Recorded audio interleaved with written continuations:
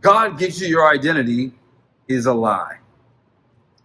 Let me help you understand what I'm talking about. I just ticked some people off and it's totally okay. I'm prepared for this. What I mean by that phrase is this.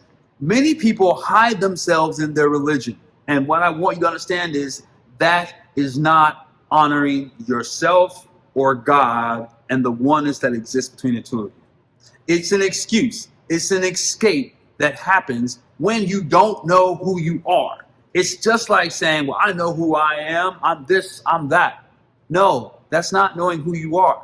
And I want you to get really clear about that because my hand never says, hey, man, I am in this body and I'm the knee.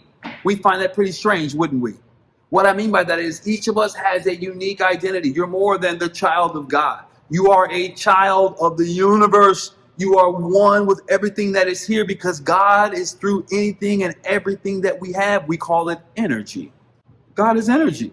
I'm not trying to simplify or say you don't have a concept of God. I'm saying we come from a source of energy that we call God. But who you are is distinct. It's not hidden in God as it's some mystery that you can't have access to. That's coming from people who have not tapped in and learned about who they are. I'm telling you this because I want you to start moving on the journey of going within to discover and unpack who you are. There's other reasons why people say that they are neither a child of God or not, but there's other reasons why people are stuck trying to figure out who they are. They limit it, not only hidden in their religion, but they hide it in their work. That's another reason why people do what they say, or they hide themselves in this world of like, I don't know who I am. Well, this is what I do. And then they wear, they wear the pocket square and the glasses in here with all the pins, and they wear the strap on the glasses, and they say, I'm an IT guy. I can do that because I'm an IT guy, or at least that's a skill set that I have. But too often we get wrapped up in the identities of our work as well. And when you do that, what is a computer technician? What is a nurse? Now we know what they do in terms of function. But the question is, who are you? What makes you so unique and distinct in your role as a nurse or as a computer electrician, computer technician? What makes you distinct? What do you bring to the table that's unique from what everyone else brings? I know this is often a difficult question, but we got to bust these silly myths. Oh, here's another really good one that is often stated. I'm a father. I'm a mother. Okay, and what does that have to do with anything other than you happen to have children, and therefore you have what we call responsibility? Not identity, responsibility. It is one of those things that is easy and is comfortable because what we're saying is, oh, this is what I must be doing. Friends, let me help you. Part of the problem that we have in the world is that people, parents, aren't living who they are out loud. They're sacrificing themselves for the role. The same thing happens at work. The same thing happens in religion. We sacrifice ourselves basically to fit into the 95% of the people who have no clue what they're doing other than following the leadership of someone who says that's what they are. It's time out for that, my friend. Who you are is super valuable, and we need your uniqueness to show up. So you're going to have to let go of these identity things and take them on as responsibilities or good guides or sources of income. And that's all totally okay in that regard. But it doesn't replace who you are. So I ask you again, who are you? I know it's a bit of a mystery from time to time. But let me tell you a couple of reasons why these things matter. Number one, when you talk about being a parent, if you don't know who you are and you're just bossing your kid around and or you gave up your identity, what do you think your kids are going to model other than they need to sacrifice and become something else? I know this is true because many of us, after the kids have left the house, we end up in divorce or going to therapy because we don't know who we are.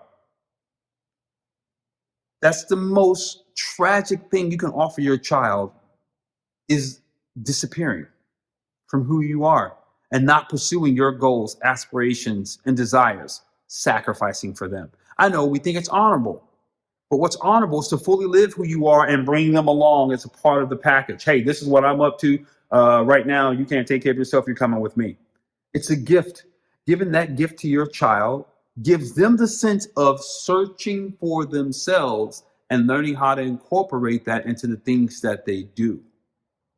If we have more people doing that on this planet, we would have a whole lot less conflict, because I will be busy doing what makes me happy or fruitful in life. That person will be doing what makes them happy or fruitful in life, and we would all connect around this concept of who we are as individuals. We would respect one another for who they are and what they're up to. There would be no conflict because we're living fulfilled lives. And that's the goal, to live a fulfilled life and to model what it looks like for someone else. This is why we aspire to be like the 5%ers who live who they actually are. This is why we aspire to be like the celebrities who seem to have the really great life, because we ourselves are searching on the inside to find out who the heck are we. So we chase, we try, we search. Well, Simon Sinek said, Simon Sinek ain't God. He may have some really cool ideas, but that's probably because he spent some time alone. Come on. We idolize because we don't know how to prize and celebrate and discover who we are. That doesn't mean we don't learn from others. In fact, all the more we should be learning from others. But Simon Sinek needs you to show up. Tony Robbins needs you to show up. I need you to show up.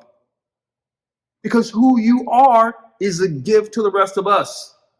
But if it's hidden in a role for 20 years, if it's hidden behind a job for 30 years, if it's hitting your spiritual temple all the time, then we don't get to discover, because you're pretending to be something you're not.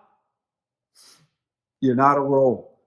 You're an amazing human with a lot to offer. And so getting past those three common scenarios are going to be the best pathway, or a pathway, shall we say, to begin to discover, who would I be if I wasn't a mom? Who would I be if I wasn't an electrician? Who would I be if I wasn't a Buddhist or a Christian? Who would I be? What's there? What's really on the inside of me? The game that's being played is to get you to think you are not enough unless you fulfill a role in this game. I'm here to say, game over. Game over. Because you're amazing and you've got to bring that to the table, baby. Follow me. This is the kind of stuff I like to teach. Subscribe below. Comment. Tell me you don't like this. Let's talk about this. Like it. Share with somebody you love. And even more fun, join my free VIP group where we talk about this stuff. I give weekly calls and I help mentor and provide some value around life, and we exchange thoughts. Anyway, you're not that role. You're something far more amazing. I can't wait to meet you. Ciao.